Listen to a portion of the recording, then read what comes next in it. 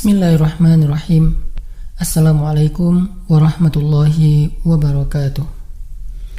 Allah subhanahu wa ta'ala berfirman, A'udzu billahi minasyaitonir rajim. Bismillahirrahmanirrahim. Ya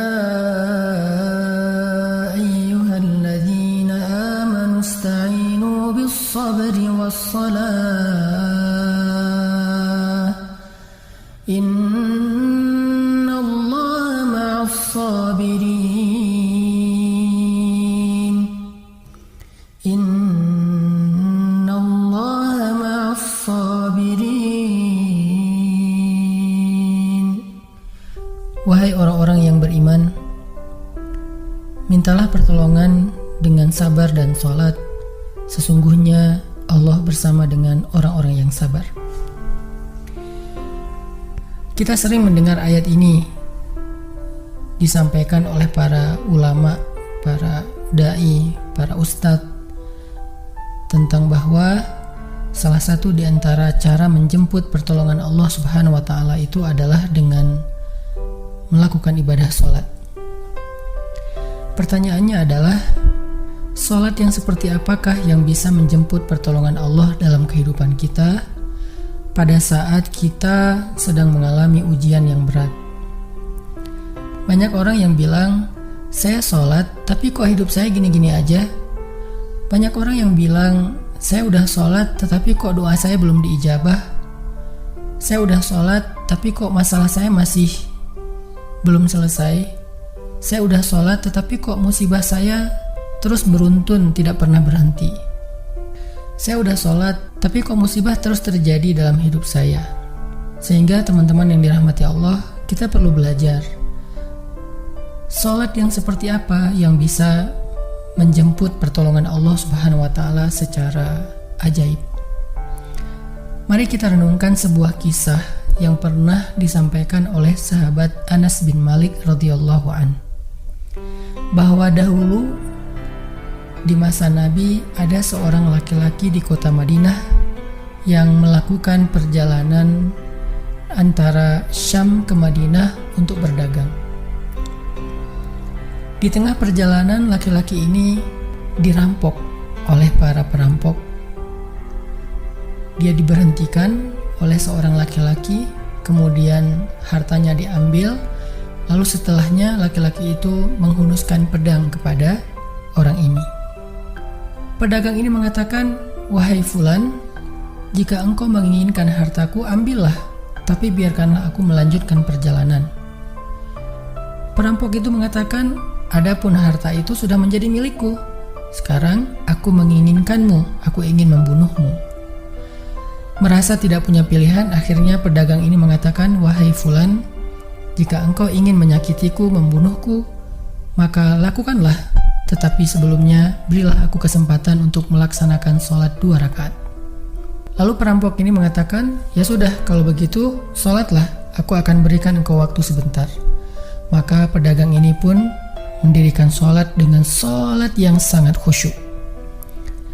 Di dalam sholat, laki-laki ini setelah membaca Al-Fatihah, dia membaca sebuah ayat di dalam surat An-Naml ayat 62. Apa ayatnya? Dia membaca kalimat, Amman yujibul muttarra idza da'ah.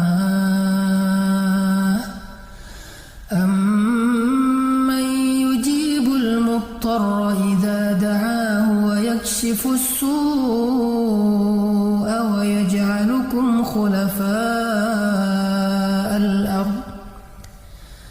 A ilahum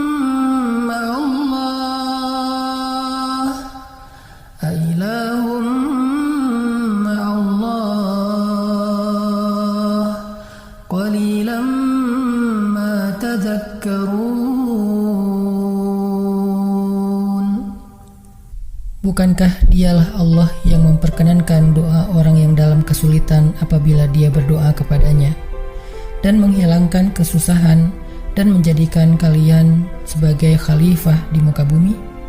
Apakah di samping Allah ada Tuhan lain yang patut disembah atau dimintai pertolongan?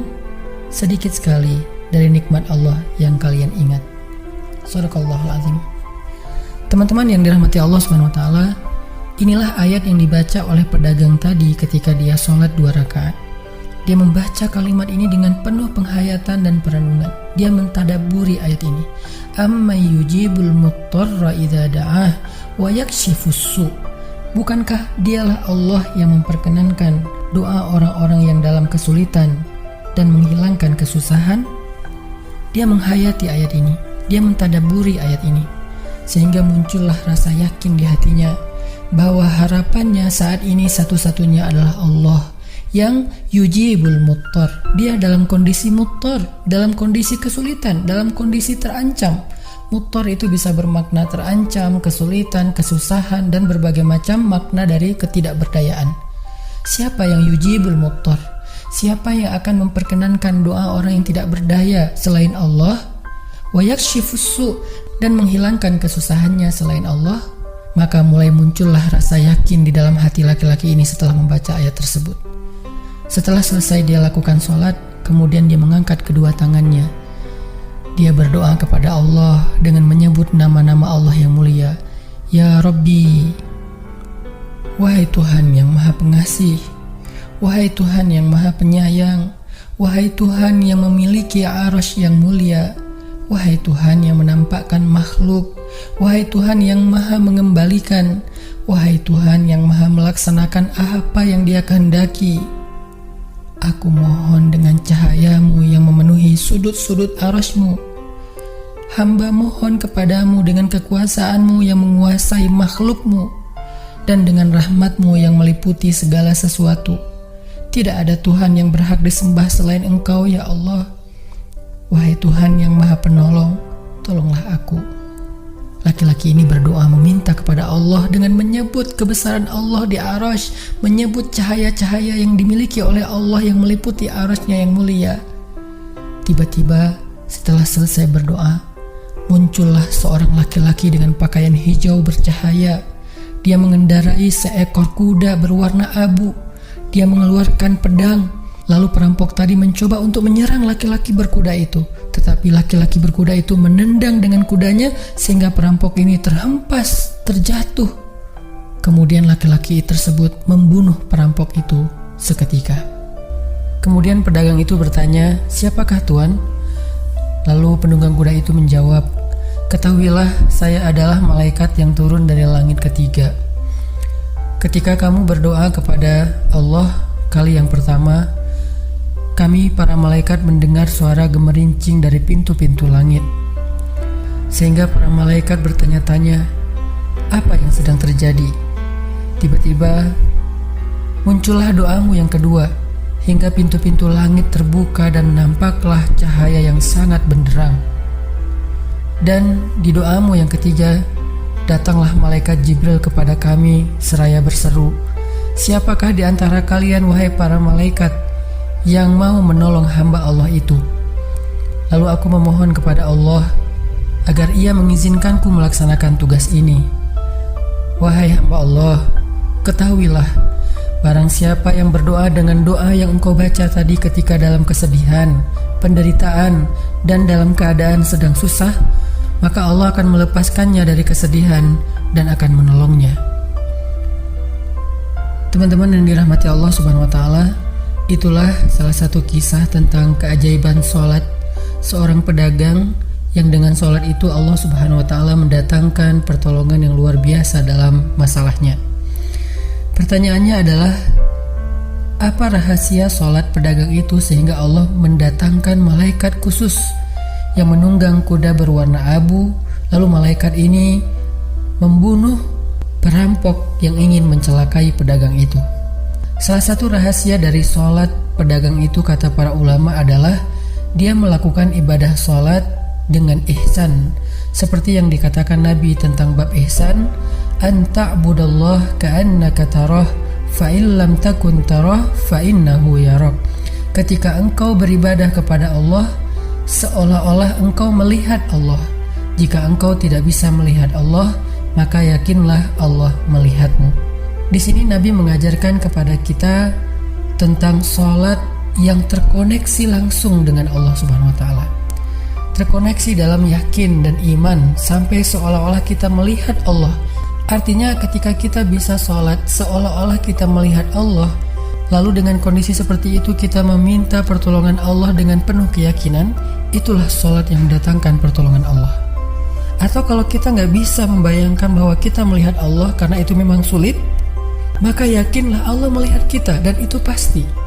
Artinya bahwa Allah itu pasti mendengar kita, melihat kita, dan sedang menunggu apa yang kita butuhkan. Maka orang yang bisa melakukan sholat dalam keadaan benar-benar seperti sedang bertemu dengan Allah, lalu dia meminta pertolongan Allah Subhanahu wa Ta'ala seperti pedagang tadi, maka sholatnya itulah yang disebut di dalam Al-Quran wasta'inu bis sabri was sholah, sholat yang bisa mendatangkan pertolongan Allah Subhanahu wa Ta'ala. Semakin sering kita melakukan sholat dengan ihsan, benar-benar seperti bertemu dengan Allah Subhanahu wa Ta'ala. Kalau kita nggak bisa ngerasain bagaimana cara menghayati kita melihat Allah, yakinlah Allah melihat kita. Dan kalau kita bisa mendawamkan ini dalam sholat 5 waktu dan dalam sholat-sholat sunnah kita yang lain, terutama sholat tahajud, maka insya Allah sholat kita sudah menjadi jalan keajaiban dalam kehidupan kita. Barakallahu.